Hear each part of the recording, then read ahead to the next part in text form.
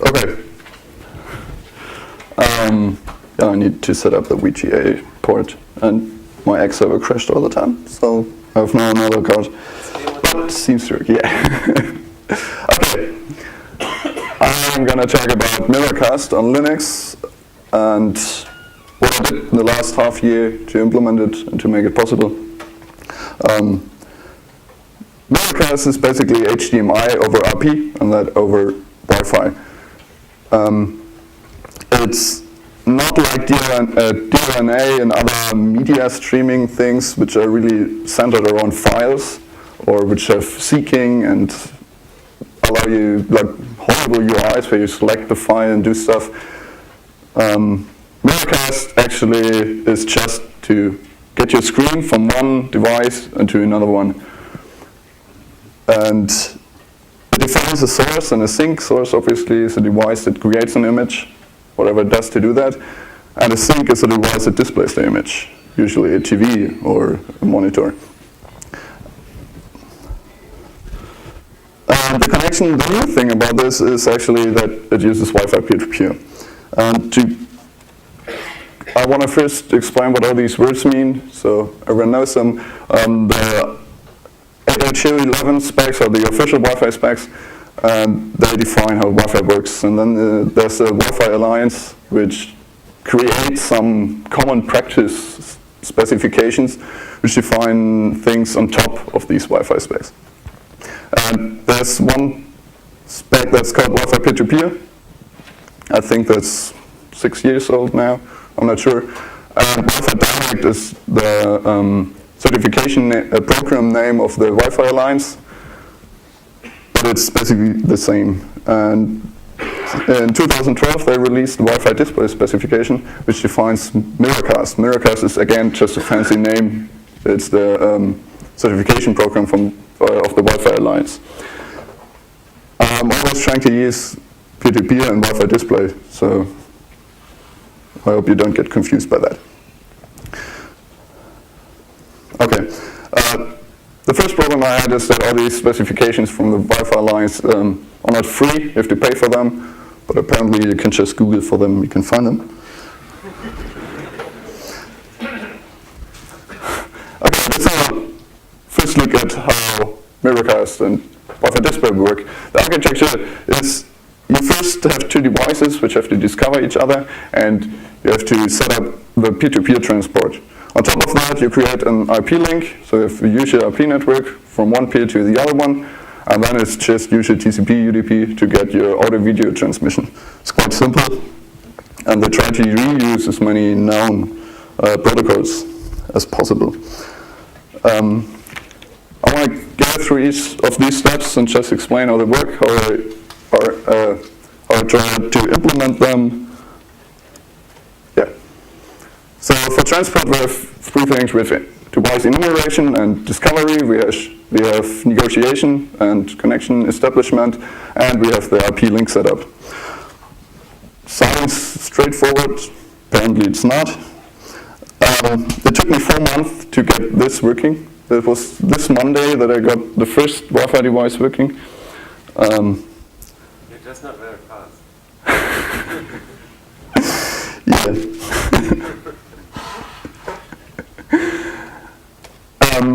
Let's start with the enumeration. The Wi-Fi peer-to-peer standard defines how that works, and you simply have two devices with a Wi-Fi card, and they send beacons so they can find each other, and you use the normal Wi-Fi scan to find other devices. The problem now is you need to know whether it's peer-to-peer capable and obviously whether it's Miracast capable. So what Wi-Fi peer-to-peer uses and what Wi-Fi display uses is informational elements which you can put into different frames in the Wi-Fi specs and Wi-Fi action frames and beacon frames and so on, which define whether you support Miracast, whether you don't, what resolutions you support, and so on. And this way you can filter devices, you can directly see whether, if you found one, whether it's a Miracast device or not, which is quite handy and you need that. On the other hand, they define like a whole lot of information that you can put in there. As I said, supported audio modes, supported video modes, supported resolutions, and so on. So it's bloated and huge. You have to code like a lot to get it working. And I don't see why, because you do the exact same thing once you have a TCP connection. But okay. That actually works quite nice on nearly all Linux machines which can do peer-to-peer. The problem with negotiation. The peer-to-peer standard uses action frames for two devices. One device connects to another one. The peer-to-peer standard defines action frames to do group operator negotiation. That means one of two devices needs to create a soft AP, and the other one connects to this AP, but you don't know which device does this. So you have this three-way handshake, which also works quite nice. And yeah, then the one side creates an AP and you connect to it. And again, you mark the AP with information elements, so other Wi-Fi clients will not try to connect to it. The Wi-Fi standard actually allows peer-to-peer and TDLS, but peer-to-peer is mandatory, and I haven't seen anyone using TDLS or supporting it. TDLS means tunnel direct link setup. They have two devices which are connected to the same access point, and they can create a direct link by routing their messages to set up this link through this access point. On top of that, once you have this usual IP setup, you use WPS and WPA2 like on every other network. Yeah.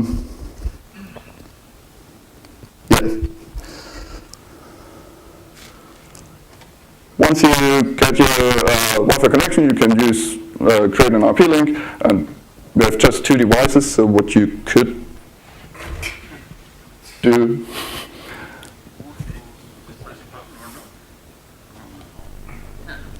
I just pressed right and left. Anyway, what we could do is just IPv6. You do network discovery. There are just two devices, so you know who the other guy is, and it's not working. You just, can send commands. But apparently that's too hard, so we don't do that. What is with a network with two clients, and you use DHCP and IPv4, which is awful. Especially if you know the DHCP server implementations, which we have as open source, are horrible to use in an ad hoc mode where you just want on one link, you want to spawn it, pass it a prefix. It just doesn't work, so I had to actually get the command and implementation out there and rewrite it to do it like just short. The other problem is IPv4 obviously is quite narrow namespace, and they normally use 192.168, and if you're unlucky, two networks you're connected to just use the same address. You have no chance to avoid that. Yeah, apparently IPv6 is quite a new technology, which is not ready to be used. But one of the merits is that it supports stereoscopic 3D, which is like probably 10 years older than IPv6, but don't IPv6. Yeah, I don't know, they just screwed it up. Anyway, I got it working too, and so it's fine. So now we have a link setup, and Wi-Fi P2P should just work. But obviously we still have a problem because it's not that easy. It depends on the drivers on Linux, and I need to implement peer-to-peer. A lot of drivers just cannot support it because the firmware doesn't allow these interfaces, and these are like the old ones and the Broadcom one, and I have a lot of devices at home, tested these all, and then I tried first looking what chipset the device has and then buying it and testing it, and then I crept through the kernel sources and tried to figure out which drivers support it. Quite a few, claimed to support it. So I went ahead and bought these devices. First I started with USB devices and they didn't work. It just failed. Then I bought an Intel card because I thought Intel works quite a lot on that, but it didn't work either. Then I wrote like 200 messages to the Wi-Fi development list, and they probably didn't care, I don't know. One guy, after pinging 3 times, helped me to like track down a bug, and so I got one setup working. This is an Intel card with a 7260 card, which is a PCIe card, so you cannot easily plug it. And you need the supplicant revision, which I posted there, because everything newer is just broken. And I told them, and never got a response. Awesome. So if anyone of you thinks they can go home and use it, you can't. Sorry. Anyway, I was working on this was transport setup, and it works. It's stupid, but what can we do? On top of that, we now have the other part of the Wi-Fi display specification, which defines, once you have an IP network, how to transport your data. And what it does is basically RTSP, RTP, plus MPEG-4 plus audio, and puts it into an MPEG-2 transport stream, which is, if any of you work with that, is quite common and works on Linux. And once I got, after 4 months on Monday, the connection setup working, it took me 2 hours to use GStreamer to get the other stuff working. Did you publish the pipe? GStreamers? Sorry? Did you publish the pipe for GStreamer to get it working? I can just, no, I haven't written it anywhere, but it's in the Git repository. I can just look at it. And then I thought the demo probably won't work, so I went ahead and just decided that this Wi-Fi display specification is quite nice and has a feature I always wanted, but the P2P stuff is just not working, so I thought, why not just make HDMI, Wi-Fi display, but without Wi-Fi, just require an IP network. So you can use the implementation I wrote just over Ethernet, over usual Wi-Fi, whatever you want. So, as probably a lot of people know how RTSP works, RTSP is the main part of this, the control channel that is used for Wi-Fi display. And RTSP is usually used if you have a streaming server and you want access to that server and want, like, request a stream and get the data. But the problem with that is, in Wi-Fi display, usually the source side, the side which produces the data, is the one which initiates the connection. But once you do that, you have the IP set up, you have to wait for the sink to actually connect to the source and say, I want your data. So it's actually reversed, and you pull the data into the sink. And this is so ugly that they implemented, well, the RTSP messages don't allow the source to start streaming if the sink doesn't want the data yet. So they added messages which allow the source to say, trigger play, and they send it to the source, to the sink, and the sink says, oh, I'm supposed to be playing now, and it starts playing. But they use RTSP just because, well, it's known, but they just, yeah. Horrible. Again. Anyway, RTSP is pretty easy. It's HTTP basically, just with different commands. And you can just hardcode that and it works, and that's fine. And once you've got the setup working, you do mode negotiation. The sync says which modes are supported. The source selects one of these modes, and you can select the MP4 profile. You can select other modes. Once you have that, you start streaming, and then you use RTP. RTP is used on UDP, and that's just a stream of data from the, well, I guess it's now just data from the source to the sink. And the RTSP stream is not used anymore. you can request mode renegotiation or other stuff, but I haven't seen anyone who supports that. To encode data, MPEG-4 is used, as said. For audio, which you can also optionally transmit, there are AC3, AAC, and some other formats, so anything you want, basically. And then it's put into an MPEG-2 transport stream, so you get reliable transmissions, or rather reliable transmissions. Problem obviously is you need, if you want full HD for that, you need an MPEG-4 encoder preferably in hardware. The Intel GPUs do that, and it works, but with everything older than Ivy Bridge, I guess it's not working. But I haven't exactly checked that. Decoding works quite nice on slow CPUs. So additional features. The server is done and you have connections between the two devices and can transmit data.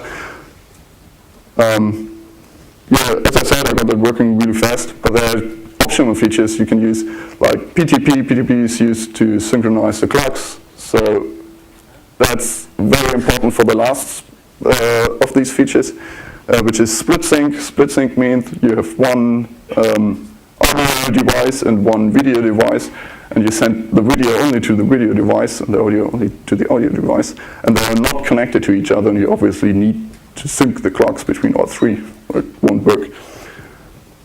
But that's optional too.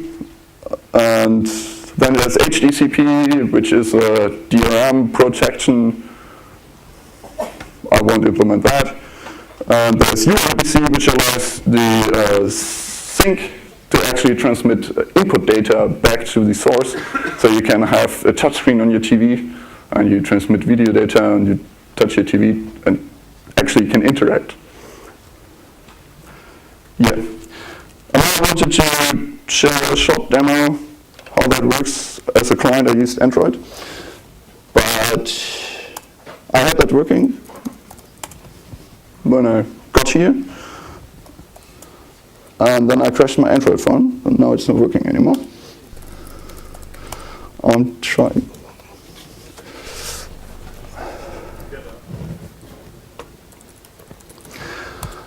The nice thing about it is the geo negotiation that you do during Wi-Fi peer-to-peer setup, which means who's the group operator, is rather random.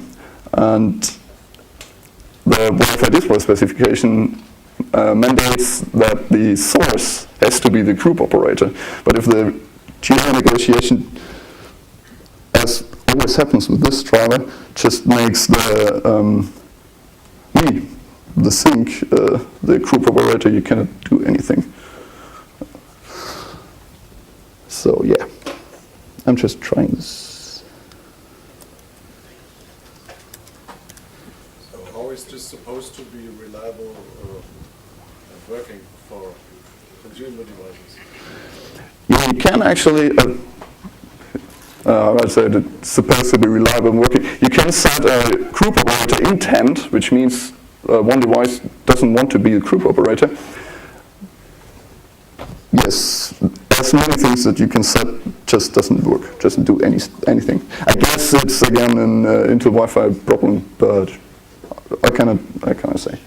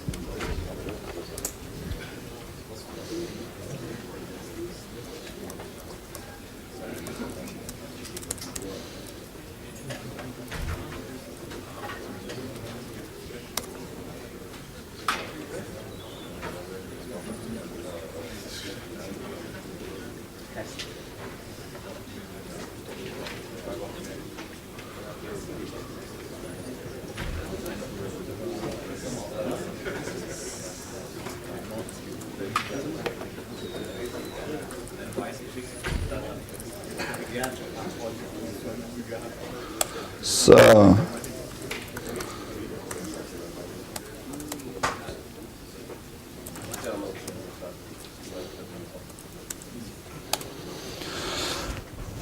working. I actually wanted to show it on the screen, but that's not going to work because my X server crashed when I used VGA. Okay. I'm just putting it in front so you can see it.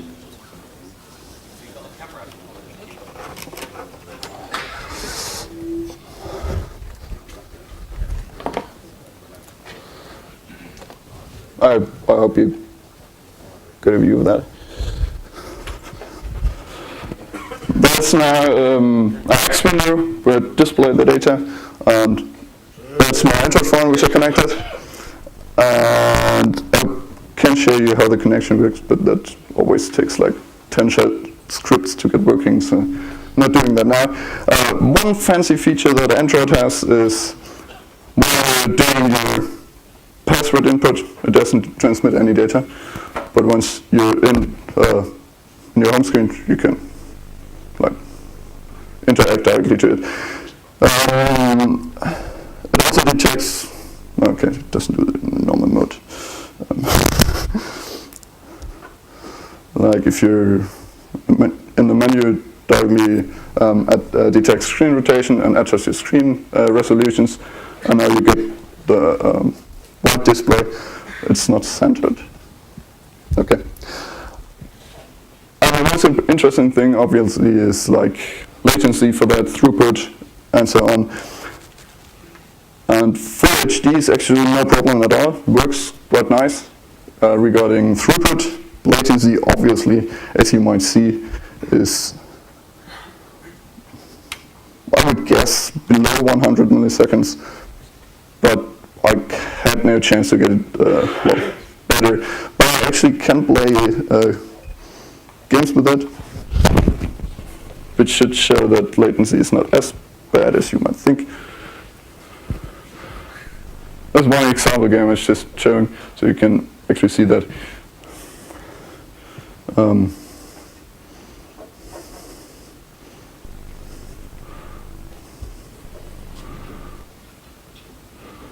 So this is now real-time transmission, and I'm not looking on my screen, obviously. Yeah, I'm not that good at it.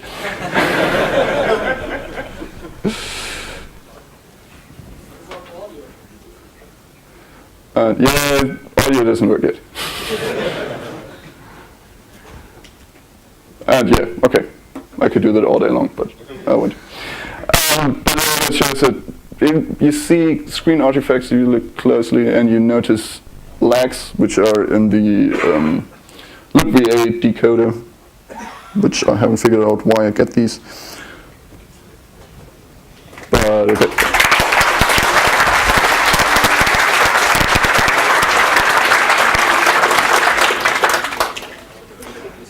That was one example where you use Linux as a sink, which is quite handy because you can use Raspberry Pi with this mode, and it has a hardware decoder for MPEG-4, and you can just plug it to your TV, get power over USB, and then you have just a Wi-Fi display sync at your TV. And that already works, but you need to sit down and spawn the shell scripts in the right order and press your thumbs. Yeah. The other thing, obviously, is a much more interesting thing, is to get Linux as a source. And the problem with Linux as a source is that there are many different modes that you can use to produce the data. What you could do is just a file which contains a video, and you want to stream that. Quite easy, but that's not what most people want to do with it. What you usually want is just either clone your desktop or use it as a desktop extension, so it's actually a second monitor. The problem with that is that you have to write an Xorg driver or Western or kernel driver. And because with Wayland we have the problem that every compositor has to do its own will have to write its own driver for that because it cannot rely on the XOR-based provided driver. So I didn't go with that way. On the other hand, I don't know how to read XOR server code, so I'm quite happy that I didn't have to. But I went ahead and wrote a kernel driver which just provides a second GPU, which is just emulated in user space, and so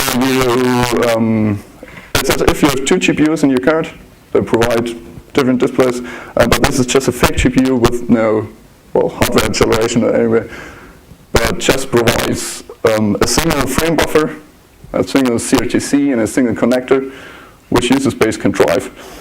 And then XOR can pick up this card additionally to the usual card you use and use it as clone mode, use it as separate monitor, whatever it wants.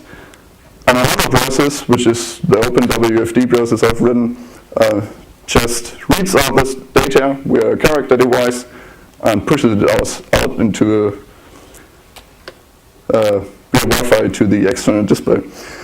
And Would it be possible to use render nodes to have accelerated 3D? Wait a second. Right here.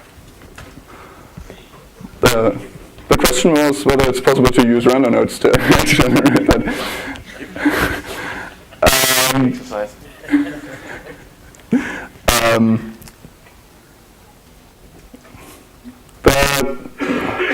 The question doesn't really make sense because the X server does get two cards and it already can do GPU render offloading, so it only uses it already has built in into the card or whatever, and this fake card. And if it renders for the fake card, it can use the other card just fine without render nodes. So it can render on Entro and just offload the data to the, well, it actually can only do that. So, but you could obviously use render nodes in this scenario too. Yeah. Okay, I'm just trying to set this demo up, but might be a bit fragile.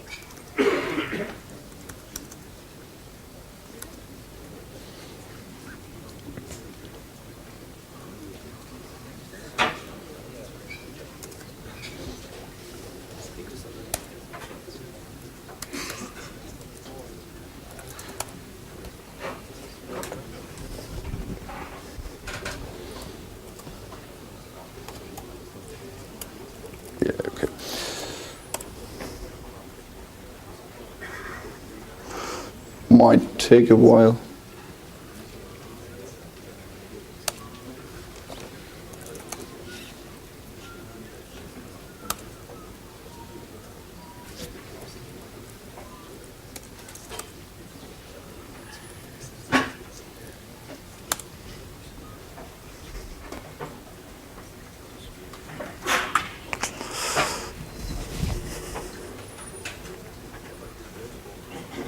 Okay, that one might not be working. Okay. On a list of, would have been nice to see here, but what I got working with that is you can use this, you have a separate interface, and you can use Contour FBmap to bind your Linux.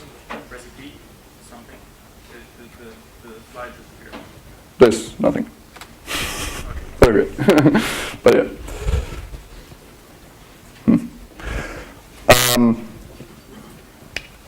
What I got working is that you can stream the Linux console from one PC to another one, and if you got that working, well, obviously you can get anything working. But that's, yeah, if you write graphics drivers, you know that it's awful to work with a Linux console, and if something works with that, it works with anything. Anyway, back to the topic. I implemented all this in a repository, and as I said, it took me 4 months to get this transport stuff working, which is actually not really part of the Wi-Fi display specification, because it should be just Wi-Fi peer-to-peer, and that should be implemented. At least people claim that it was implemented for long. So I just hacked together the demos this week, and so it's pretty ugly. But I'm reworking that and uploading again and writing blog posts so people know about it. Question is now how to integrate it into distributions or GNOME or other stuff. And the way it works is that we first need Network Manager, Conman or other programs to provide a peer-to-peer API. Before they don't do that, we cannot do anything about it, because you don't want your Wi-Fi display program to control your WPA supplicant, because it needs to issue commands over that. But you usually want to use your normal AP and get internet access, normal network access. And that won't work if the network implementations won't provide that. But if they do, it would be like quite simple. I have 2 programs which you can run. One is a sync, okay, it just exits data. And the other one, the source one, would just create this fake kernel device. Exert would get a hotplug notification, see it, and just use it. So it's just spawning a command, and you could do that easily from any desktop system. Yeah, and that's basically it. I will try to get this demo working again. But if anyone has questions.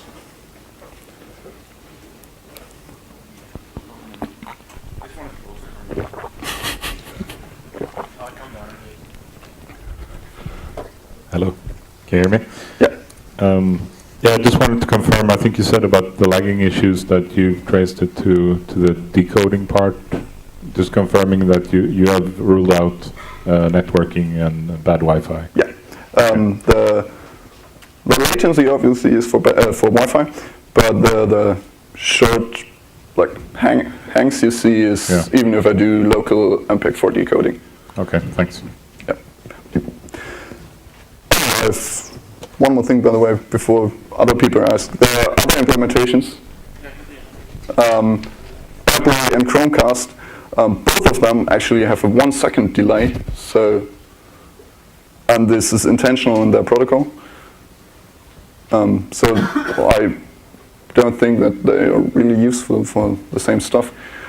But they're also both closed source, so didn't try to implement them. There is a Linux proof of concept for Chromecast, Aircast, I think, but haven't used that yet. Yeah? For the kernel side of it, where Linux is a source, how did you implement the Just a second, just to come on the mic. Let him ask his question first. Oh, sorry. There's something similar in Samsung TVs, I think, or LG. I tried it with Nexus 4, which is supposed to support Miracast, but it didn't work at all. I just got connected to it, but nothing happened. You connected to what? To Samsung TV, I think, or LG. I don't remember. Yeah. Okay. Yeah. I told you about some of the WPA supplicant problems and so on, and I'm not the only one having them.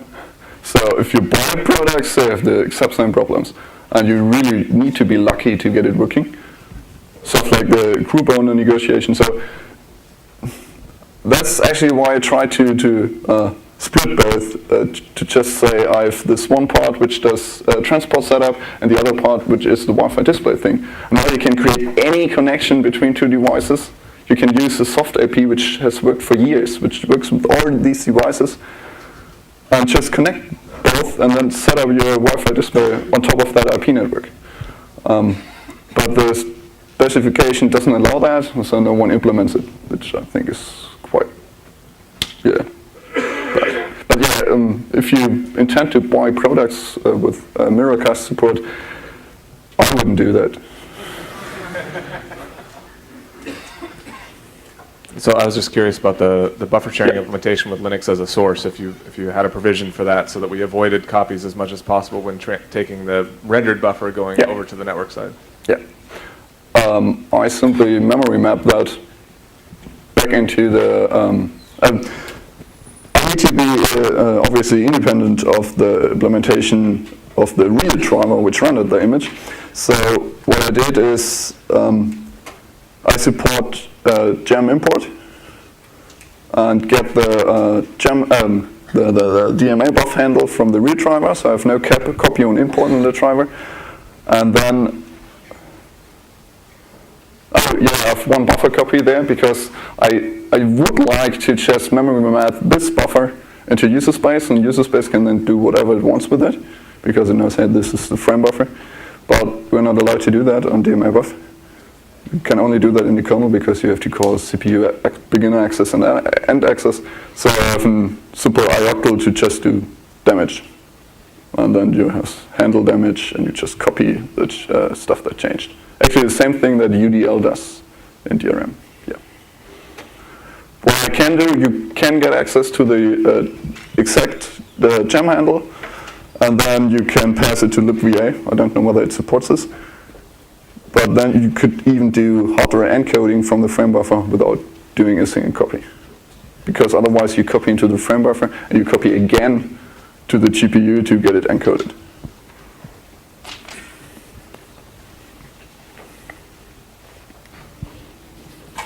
Hey. Hi. How do you handle color space conversion when necessary and scaling of frames if necessary again? And what? Color space conversion Yeah. and scaling. Okay. I pass it into GStreamer.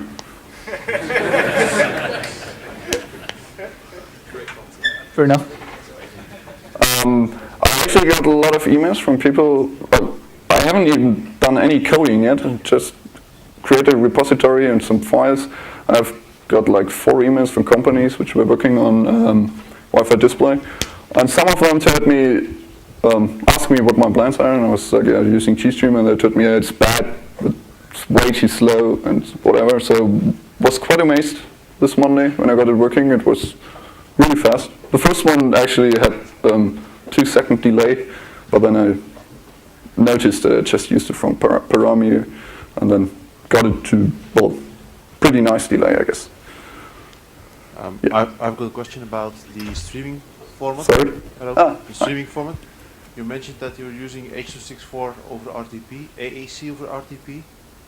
I'm a little bit confused where the MPEG transfer stream comes in. You have an audio and a video stream that both have to be multiplexed over one RTP link. So, okay. So The audio and video are multiplexed in transfer stream, and transfer stream is encapsulated in RTP. Exactly. Yeah. Okay. Thanks. Yeah. Yes.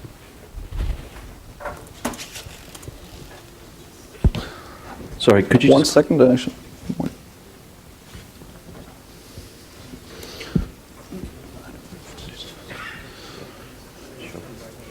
So my question is just, could you just clarify what AirPlay and Chromecast are? Are they an implementation of Wi-Fi display? Thanks. So AirPlay and Chromecast, are they implementations of Wi-Fi display? AirPlay is one from Apple as a closed specification, and you can, if your company, you can get access to it and license it. But AirPlay is actually, I don't know that much about it. I don't think it uses such a good. Somebody made a port for the Raspberry Pi for AirPlay. Sorry? Somebody made a port for the Raspberry Pi for AirPlay. Yeah, it's not official, but it works. There's Miracast, as I said, someone reverse engineered that. No, that was Chromecast, right. Okay, for AirPlay. It's actually better things like, I heard about it, I've never read it, things like the IPv4 crap, they didn't do it, they just use IPv6, I heard, which is really nice, but yeah, can't tell you much about that, sorry. For Chromecast, it's again a different different protocol, it's not the same, it's not compatible, and close to us, yeah. Okay. Do you have some tracks or ID to get Miracast support on HTTP device only? Because some are doing Miracast, but only with encryption, and this is a big trouble for us. You can implement HTTP. The specification is open, but you need to buy a key. Yeah. I think you can get access to keys, but it shouldn't be that hard to implement. There might be implementations already. This is my question. Yeah, then it should be very easy to use. What you do is basically before you create the RTSP link, you do the HTTP handshake, and that's already it. Would be just hooking into the setup thing. One more shell script in the whatever. That should work, yeah. But yeah, I don't have any keys, so I can't test, so I won't use it.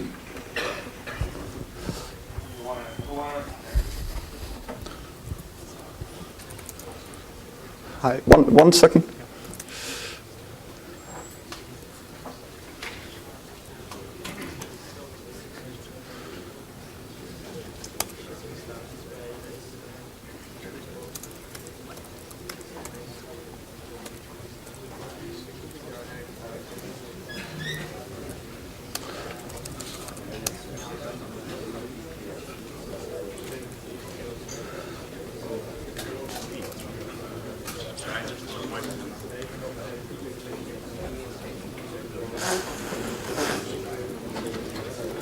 I just wanted to try the demo one more time.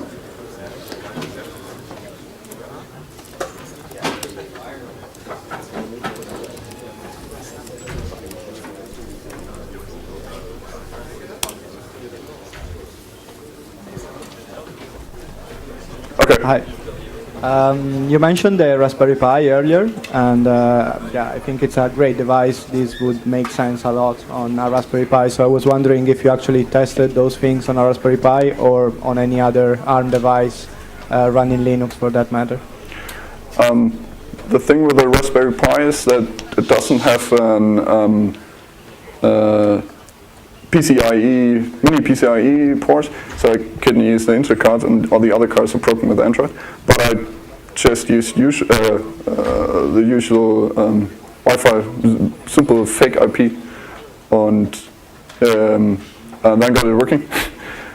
And you can just use it like on any other machine, so it's not special at all. GStreamer, of course, you need the hardware encoding, decoding. And GStreamer has a module called OMX, I think, OS, something like that, which just puts into the pipeline, it's automatically picked up. So, yeah.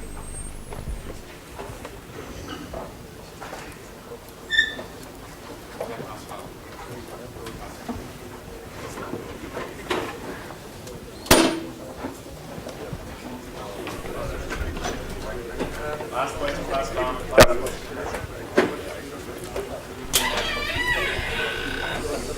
I'm curious about the work that you did with the screen mirroring to be able to use Linux as a